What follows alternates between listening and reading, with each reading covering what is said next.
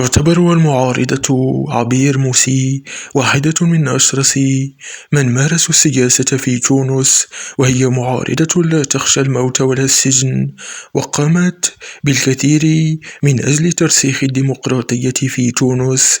صحيح أنها إنسانة لها حياتها الشخصية وحياتها السياسية، ووجب الفصل في ذلك، وحتى إن كنت تختلف معها في أمور كثيرة، فهذا لا يبرر أن تقوم بتأييد الظلم.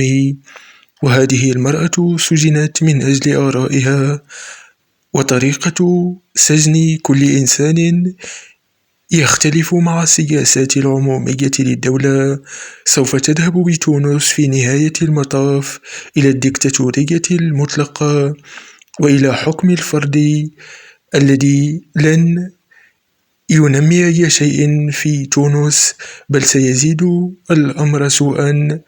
ويا حسرة أستاذ للقانون الدستوري.